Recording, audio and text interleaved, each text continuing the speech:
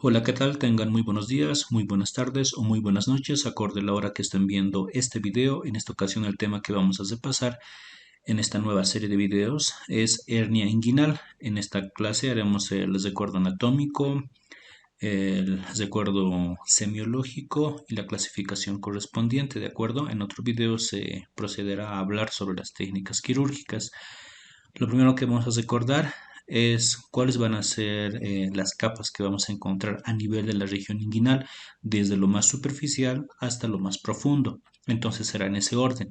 Piel, por debajo estará tejido celular subcutáneo, ¿no ve? A ese nivel va a estar las dos fascias, la fascia de Camper, la fascia de Scarpa, que es avascular. Van a estar las aponeurosis, ¿no? Que van a delimitarme ahí la pared anterior del conducto inguinal, del oblicuo mayor, menor, transverso, ya más profundo, ¿no? Luego estará la fascia transversalis, la grasa preperitoneal y luego el peritoneo.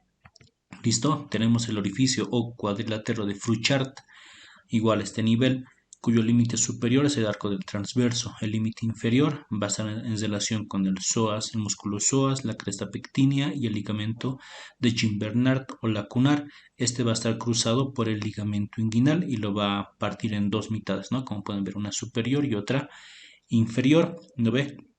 Aquí vamos a encontrar en todo esto, en la parte de abajo el triángulo femoral, aquí en la parte de arriba un triángulo lateral y un triángulo medial. En este pequeño esquema nos ayuda a ver todo eso, cuadrilátero de Frouchard y los tres triángulos. Miren, en la parte superior un triángulo lateral y un triángulo medial partidos en dos. ¿Por quién? Por los vasos epigástricos profundos o inferiores. Ya, en este cuadrilátero de aquí abajo va a ser el triángulo de Hesselbach.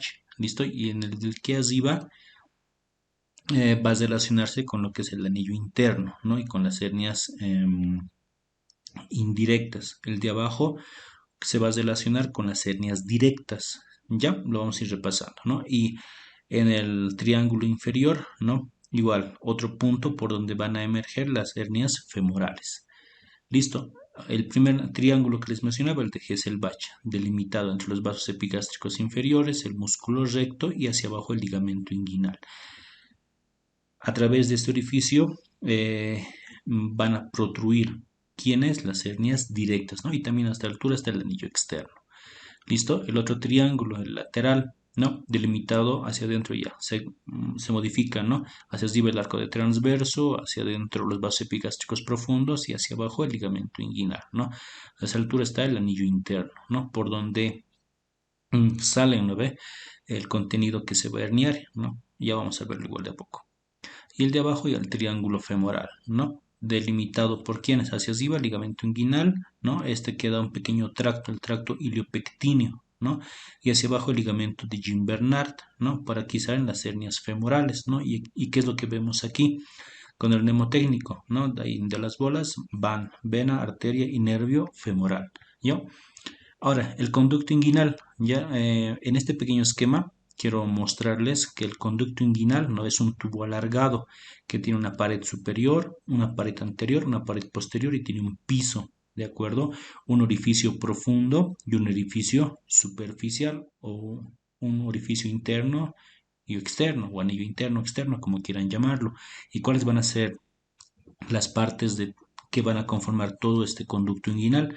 Este orificio superficial va a estar delimitado por los pilares del oblicuo externo, pilares del oblicuo externo e interno, ahí lo van a delimitar. Ya el orificio profundo va a estar delimitado por el ligamento interfobiolar y la fascia transversalis. Ya, paredes, ahora paredes. Esta pared anterior va a estar delimitado por el músculo oblicuo externo, oblicuo interno y transverso, ¿ya? Los tendones de inserción de estos. Pared posterior, oblicuo externo, tendón conjunto, ligamento de Henle, interfobiolar, la fascia transversal es el ligamento de Coles. Todos estos van a estar en la pared posterior. Ahora, la pared posterior, una vez si bien recuerdan, a este nivel hay dos triángulos, uno lateral y uno interno, ¿no ve? ¿Quién lo partía? Los vasos epigástricos profundos. Ahora, ¿por qué la pared posterior es un punto débil? No toda la pared, sino la parte interna a nivel del triángulo de Hesselbach, es decir, por dentro de los vasos epigástricos. ¿Por qué? Porque ese nivel solamente lo va a estar cubriendo la fascia transversalis. ¿Ya? Es decir, es menos protegido. Entonces es un punto débil de la pared. ¿ya? Ahora, su borde inferior o pared inferior, pues ligamento inguinal, ¿no? Por lógica, y la pared superior, tendón conjunto, ¿ya? Borde inferior del oblicuo interno y del transverso, ¿no? Para resumir. Borde superior, tendón conjunto. Pared posterior, tendón conjunto, ¿no? Ligamento de Henle, interfibular, ligamento de Coles.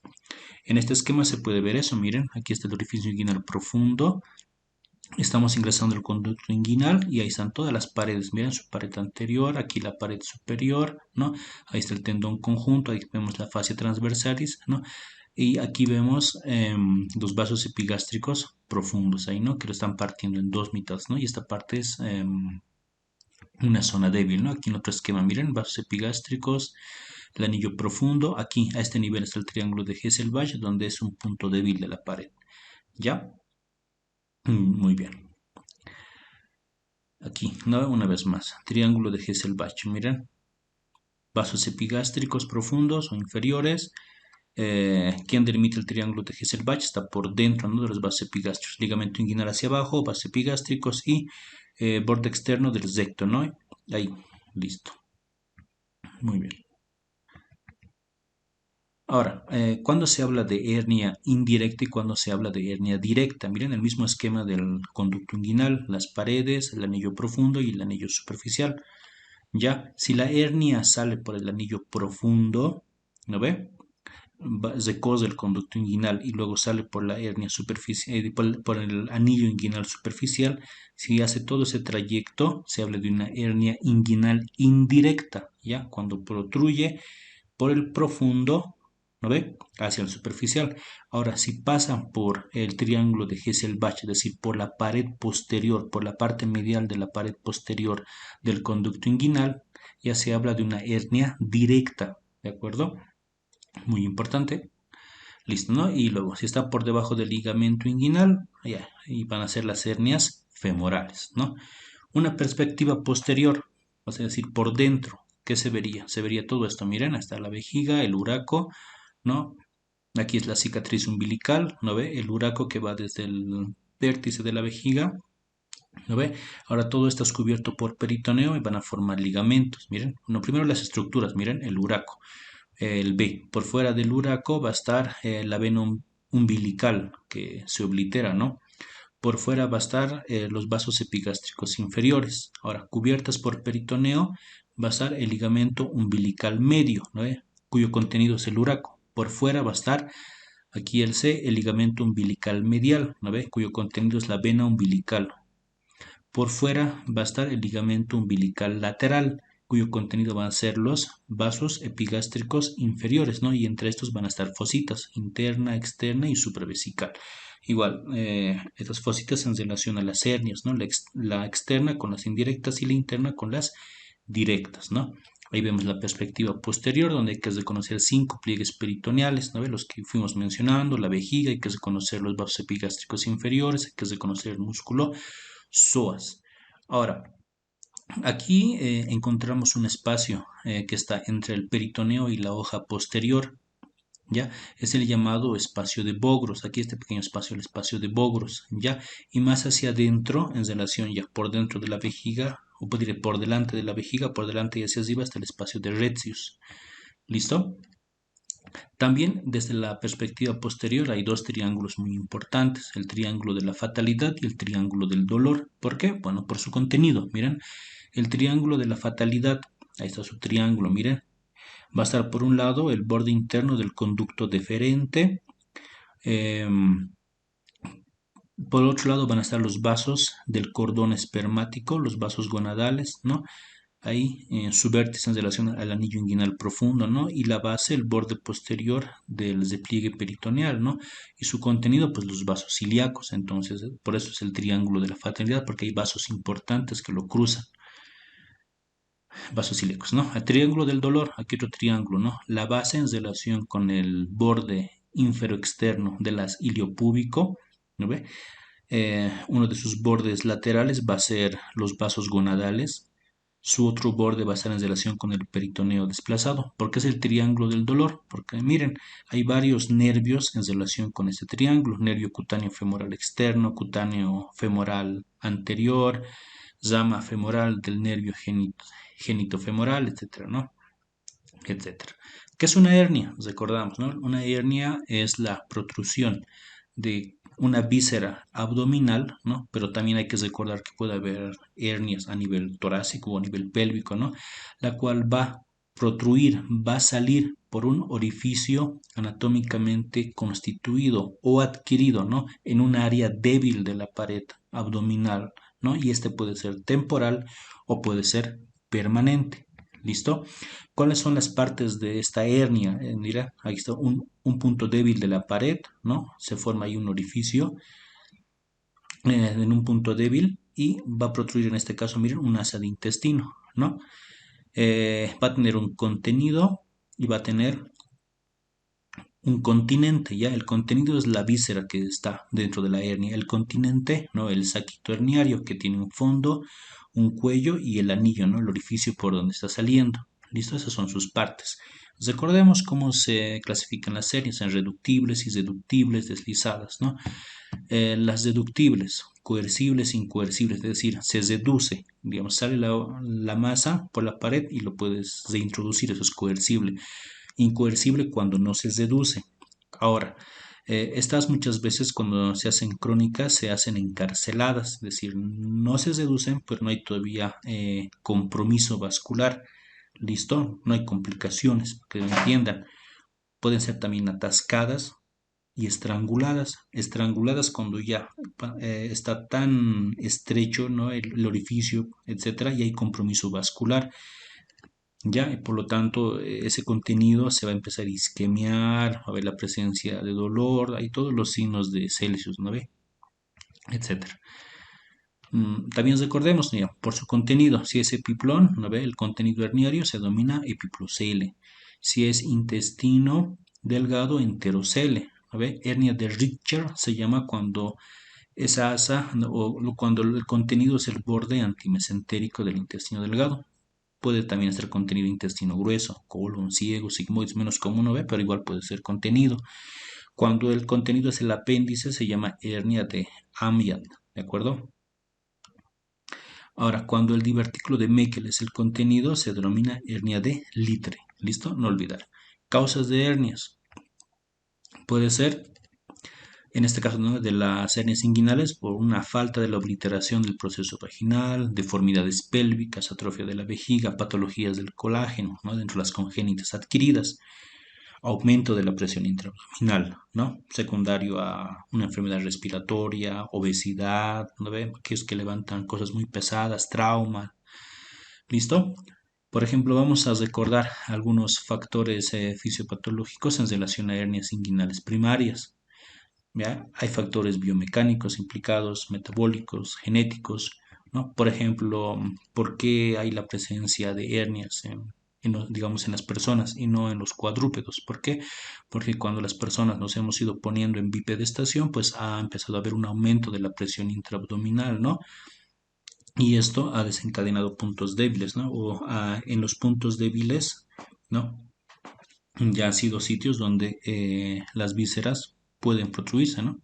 Es una de las teorías biomecánicas. Por ejemplo, otra, persistencia del conducto peritoneo vaginal. Nosotros sabemos que este conducto peritoneo vaginal tiene que cesarse posterior al descenso testicular, ¿no? Pero algunas veces ese conducto se mantiene permeable, ¿no? Entonces es una de las causas también de la presencia de hernia. Otro, el mecanismo de compuerta. Por ejemplo, ya miren, desde 1807 se habla de que el oblicuo interno y el transverso deben cesar o deben estrechar a nivel del anillo inguinal profundo, ¿no? De eso habla el mecanismo de compuerta. Miren cómo se puede ver, miren cómo la contracción de esos músculos cesa, pero a veces cuando no ocurre esto, pues ya me genera un punto débil de la pared donde puede protruirse, ¿no? Las hernias indirectas. Por ejemplo, igual, mm, uno de los desencadenantes es el aumento de la presión intraabdominal, que puede estar en relación a patologías respiratorias, por ejemplo, en aquellos pacientes que son tosedores crónicos o levantan cosas pesadas, ¿no? En todas esas que tienen en común que hay un aumento de la presión intraabdominal, ¿no? En los obesos, mórbidos, etcétera. ¿Listo? Entonces, como hay un aumento de la presión intraabdominal, ¿qué me va a generar? Un desbalance entre la presión visceral y la resistencia que me va a generar la musculatura abdominal. Por lo tanto, esa fuerza va a ser vencida y ¿qué va a pasar? Se va a protruir la hernia, ¿no? ¿Listo? Y ahí todas miren las causas de aumento de presión intraabdominal, tos crónica, aquellos pacientes que tienen una hiperplasia prostática considerable, pacientes estreñidos crónicos en el embarazo, obesidad, ¿no? Es decir, toda aquella causa en la cual haya un incremento de la presión intraabdominal. ¿Listo? Muy bien. Factores metabólicos, igual, se ha visto que en bueno, en aquellas personas con hábito tabáquico muy considerable, hay alteraciones de la matriz extracelular, ¿no? Donde hay alteraciones del tejido conectivo, que es el tejido de sostén, por lo tanto ahí ya me genera más puntos débiles, ¿no? En la pared abdominal, por ejemplo, en este estudio de 1981 se ve que hay una mayor frecuencia de hernias inguinales en pacientes con hábito tabáquico. ¿Por qué? Porque el tabaquismo eleva, ¿no ven? La formación de las elastasas y proteasas, ¿no? Por lo tanto, disminuye la producción de las formas maduras de colágeno, especialmente el tipo 1 y el tipo 3. Otras causas igual, ya menos comunes, que igual se han relacionado con la presencia de hernias inguinales, igual están en relación con las alteraciones del colágeno. Por ejemplo, se ha descrito en casos muy raros, ¿no? En la enfermedad de Ehlers-Danlos, donde hay hiperextensibilidad de la piel, hipermovilidad de las articulaciones, etcétera, etcétera, ¿no? Todo esto está en relación a ¿qué? Alteraciones del colágeno, ¿no? Alteración en los genes del colágeno tipo 1, tipo 3, tipo 5, etcétera, ¿no? Y hay varios síndromes relacionados, pero cuyo punto central es alteración de este, ¿no? Que fue una parte de la estructura. Antecedentes familiares. También, el 25% de los pacientes con hernia tiene al menos un pariente afectado con hernia inguinal. Bueno, ahora, ¿qué vamos a ver en la parte clínica, en la parte semiológica? Pues a la inspección, un abombamiento a nivel del área inguinal. ¿No ve? Puede haber la presencia de dolor, ¿no? El paciente refiere un dolor ahí localizado en la región inguinal, ¿no? Con la presencia de una masa, ¿no? Ahí es muy importante preguntar los antecedentes, ¿no? Ver, digamos, si es una persona obesa, su fuente laboral, si levanta cosas pesadas, ¿no? Y para intentar identificar cuál es la causa de presión intraabdominal, o es un tosedor crónico, o es un paciente constipado crónico, o muchas veces ¿no? Van juntos eh, una hiperplasia prostática considerable, ¿no? Con una hernia inguinal. ¿Listo? Todo eso entonces es muy importante. Ahora, entonces el paciente tiene que estar sentado, perdón, tiene que estar totalmente descubierto el área inguinal, hay que inspeccionarlo tanto echado en decúbito dorsal como de pie en bipedestación. A la inspección debemos que, bueno, uno identifica la localización donde se encuentra, ¿no? Obviamente va a estar en la región inguinal, la qué forma tiene, eso es muy importante para poder diferenciar si es directa, si es indirecta, si es femoral. Hay que hacer la palpación para poder ver si esta masa se reduce, no se reduce, si es coercible, no es coercible. Para todo esto van a estar las maniobras que vamos a mencionar en algún momento, ¿no? Muchas veces a la auscultación, ¿no? Sí, se puede llegar a auscultar, como protruyen generalmente asas de intestino delgado, se suele auscultar ruidos hidroaéreos sobre esta. ¿Listo? Maniobras, una de las maniobras que utilizamos es la maniobra de taxis, ¿ya? Esta me va a hablar de la coercibilidad, ¿qué quiere decir? Que esta masa, si se reduce, se queda reducida. Si se queda reducida, se habla de que la hernia es coercible, pero si no queda reducida, es una masa irreductible. ¿Listo? A eso se refiere. Otra maniobra, y este gráfico para la maniobra es la maniobra del Landívar. Son dos Landívar 1 y Landívar 2. En la maniobra del Landívar 1, ¿qué es lo que se va a hacer? Con el dedo índice, ¿no? El explorador va a introducir el dedo a través del anillo inguinal superficial a lo largo del anillo del conducto inguinal, ya, a lo largo del conducto inguinal. Mete la manita, el dedo hasta aquí, todo esto, hasta llegar al anillo inguinal profundo. ¿Listo? Se pide al paciente que infle la barriga, que haga la maniobra de Valsalva. Entonces, como hay aumento de presión intraabdominal, la masa va a protruir.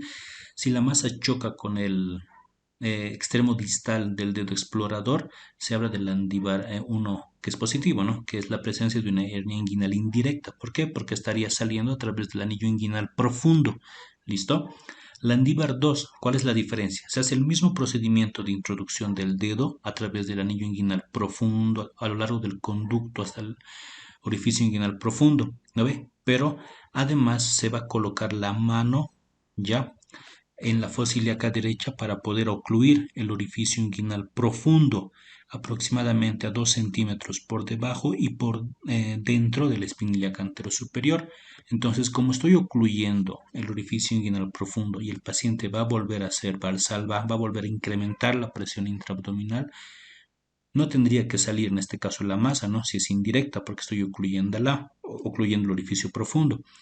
Pero en caso de que la masa salga por la pared posterior del conducto inguinal, es decir, en este caso lo que vamos a sentir nosotros es que una masa choca con la cara lateral del dedo examinador, ¿no? Entonces ahí ya se habla de hernias directas, ¿ya? ¿De acuerdo? Hernias directas.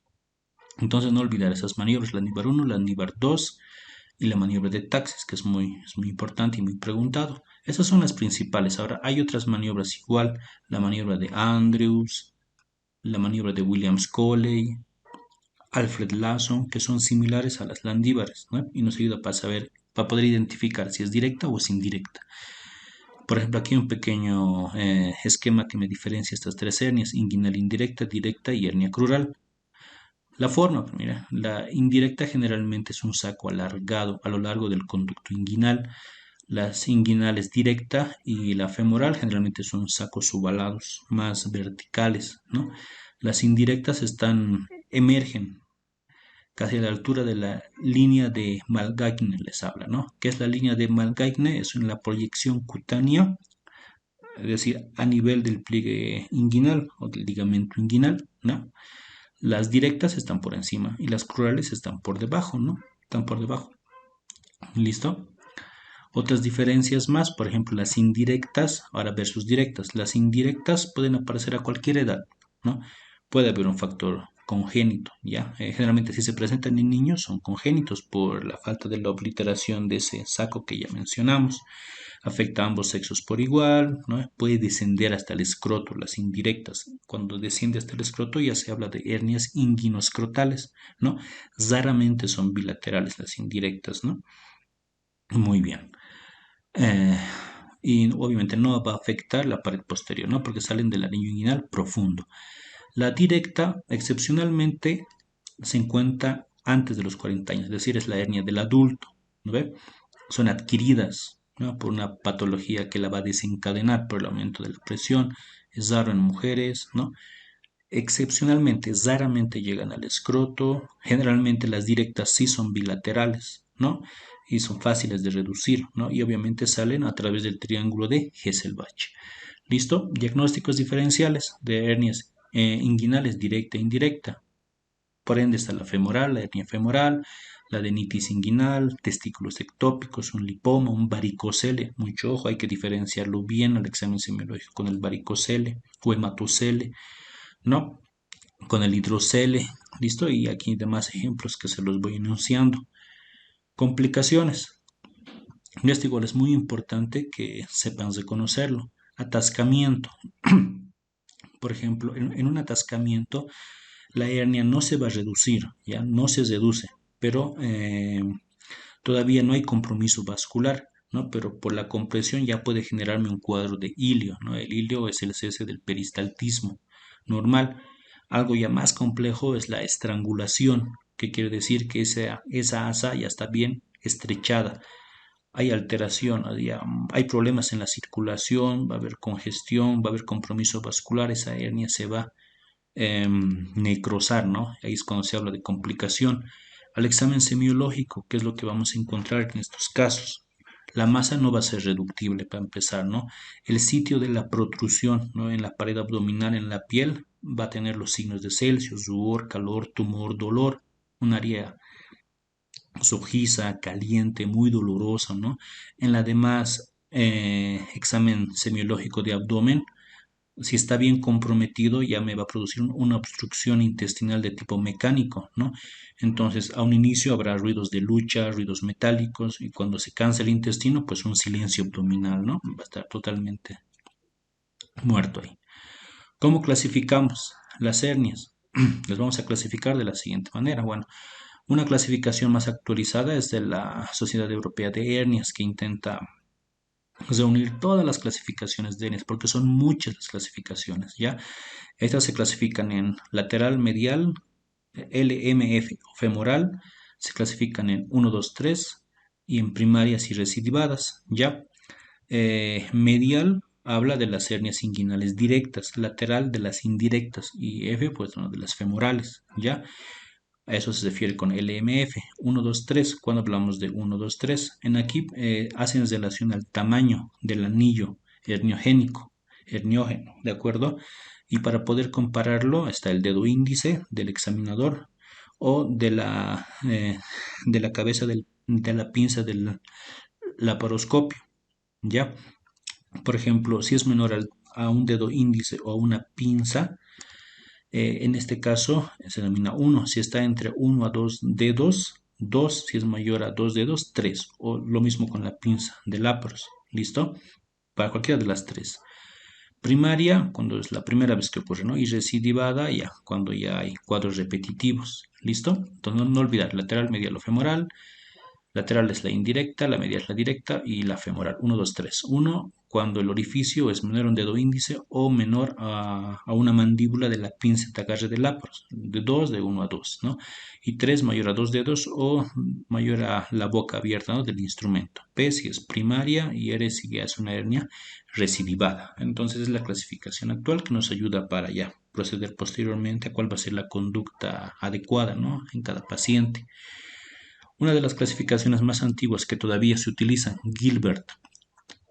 No clásico Gilbert, son 5, 1, 2, 3, 4, 5. Tipo 1 tiene un anillo interno pequeño. Tipo 2, un anillo interno moderadamente dilatado, les hablo, es decir, menor a 4 centímetros, ¿ya?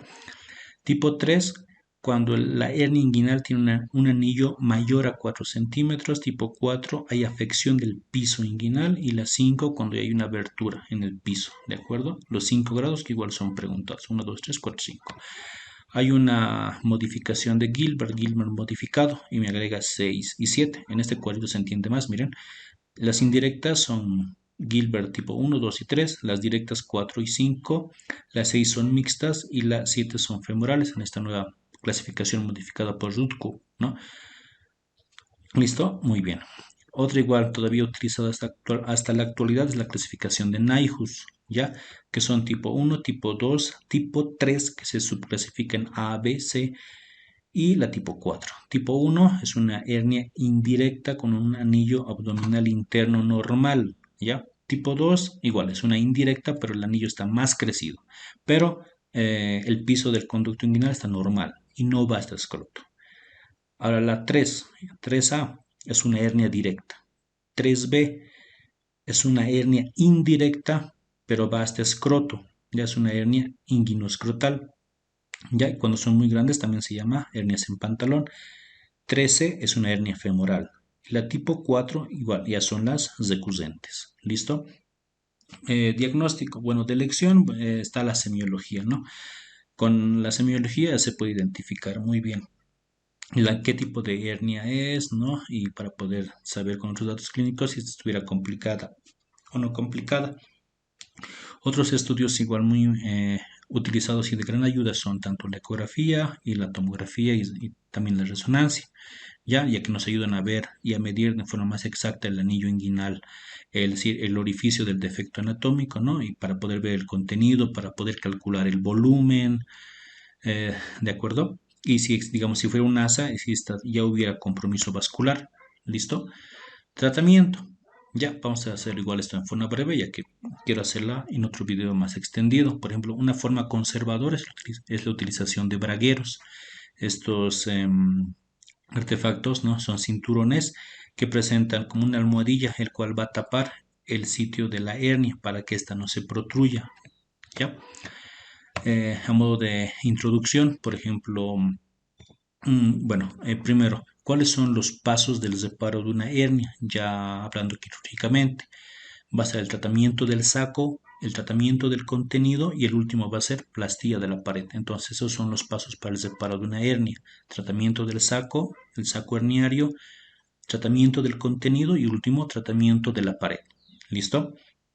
Ahora, las técnicas, por ejemplo, va a haber técnicas directas, pueden ser por abordaje anterior, por abordaje posterior, ¿listo? Son muchas técnicas. Por ejemplo, dentro de las clásicas está Bassini, McVeigh, Schuldeis, que solamente son herniorrafias, ¿no? Ahora, ya hay otras con el uso de mallas protésicas. Por ejemplo, está la de Liechtenstein, ¿ya? ¿No? Igual, entonces están las abiertas, ¿no? Con suturas, Bassini, Schuldeis con prótesis, Liechtenstein, ¿no? Por ejemplo, y también están las laparoscópicas, preperitoneal, la hipo y demás cosas, ¿no? Que vamos a hablar en otro video. Bueno, espero que hasta ahí el video haya sido de su agrado, sea de ayuda para su estudio personal y nos vemos hasta una siguiente oportunidad. Gracias.